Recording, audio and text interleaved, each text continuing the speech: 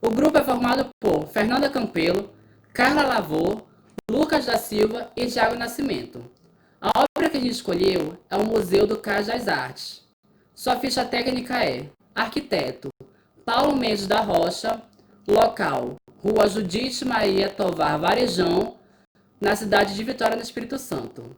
O início do projeto foi em 2007, sendo concluído em 2013. Possui uma área de 3 mil metros quadrados. O tipo da obra é centro cultural, materiais predominantes, concreto e vidro, e seu sistema estrutural possui pilar de concreto armado, vigas de concreto protendido e metálica. Gente, o Cais das Artes, ele foi arquitetado por Paulo Mendes da Rocha. E ele se baseou na metáfora de que o projeto é como se fosse um navio, sabe? E esse navio, ele tem 150 metros de comprimento e 25 metros de altura. E é como se ele tivesse... E ele está ancorado na Enseada de Suá, que é uma localidade bem próxima ao porto da cidade de Vitória, lá no Espírito Santo. Então, com esse projeto, ele buscou privilegiar o desfile dos navios que lá aconteciam, né? E ele sempre fala que ele admirava muito, ele achava fantástico, e ele teve como base isso. E o estilo que ele adotou foi um estilo mais brutalista, né? E também é possível verificar que o museu e o teatro, lá no Cais das Artes, eles estão em um local privilegiado, né?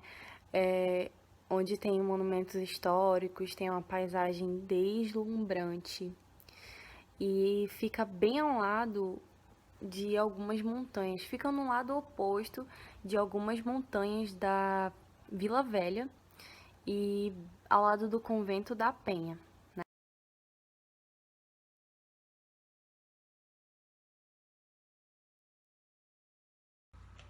Boa noite, me chamo Fernanda. Eu vou falar sobre as características arquitetônicas e geométricas do Cais das Artes. Constituído por um museu e um teatro equipados para receber eventos artísticos de grande porte, o conjunto arquitetônico projetado para o Cais das Artes, em Vitória, tem como principal característica a valorização do entorno paisagístico e histórico da cidade.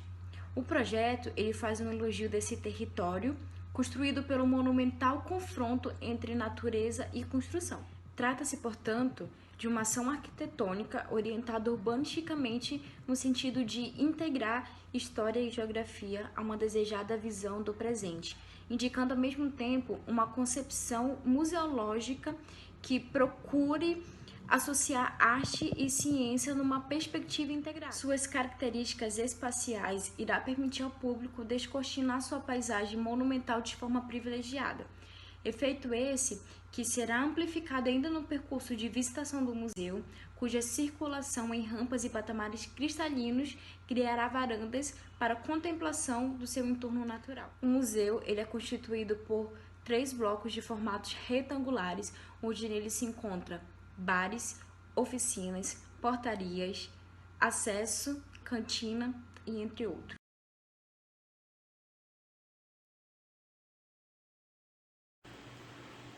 O conjunto arquitetônico ele vem projetado com uma característica central, que é a valorização do entorno, tanto paisagística quanto histórica da cidade. O projeto estrutural ele vem com um objetivo, que é passar a ideia de leveza. Então o arquiteto ele acaba decidindo suspender o edifício do solo. Assim ele permite uma visão mais ampla, uma visão mais livre de outros objetos arquitetônicos ao entorno. E com a ajuda de um engenheiro calculista, foi feita uma estrutura composta mista, com vigas de concreto armado e lajes montadas em nervuras em aço. Foram feitas dentro da água as fundações de alguns pilares. E como dificuldade para as fundações, a concentração da carga do edifício, ainda há dificuldade de ser construídos dentro da água. Assim, o arquiteto ele pensou em uma coisa interessante, já que o prédio ele fica afastado do continente cerca de 10 metros, o que é suficiente para atracar alguns barcos e algumas barcaças. Então foi construído 2 contrafortes de concreto armado com fundações feitas em tubulão pneumático. O museu ele é configurado por 2 grandes vigas em concreto protendido, que ficam paralelas. Essas vigas ficam suspensas no solo cerca de 3 metros e cada uma delas possui cerca de 69 metros de comprimento. E elas ficam apoiadas sobre 3 pilares, que ficam dispostos em uma distância de 20 metros cada um.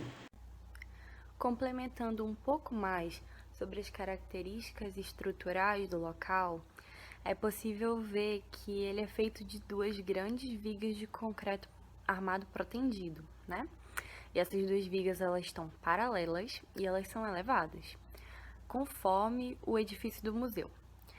E entre elas há alguns salões que têm aproximadamente 20 metros de largura e tem o comprimento desses salões, eles são diversos, né?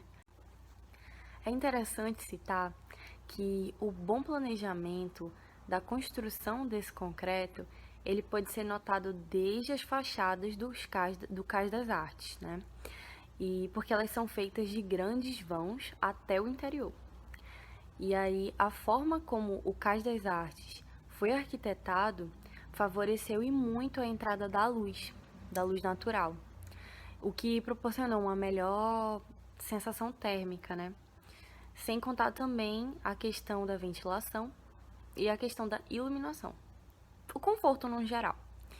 E aí é interessante que nos croquis do Paulo, ele deixou os caixilhos dos museus de dentro do Cais das Artes como de uma forma que permitia a entrada da luz indireta, que podia ser refletida a partir do piso, mas sem com que aquilo causasse um tipo de insolação direta do sol e tudo mais. Bem interessante.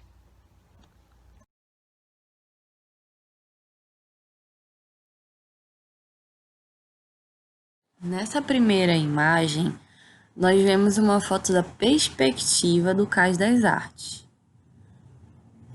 A segunda imagem, ela mostra um pouco sobre a leveza interna do local, como o arquiteto Paulo, conseguiu trabalhar com as rampas e com os vidros, e de uma forma que não comprometesse o conforto térmico do local.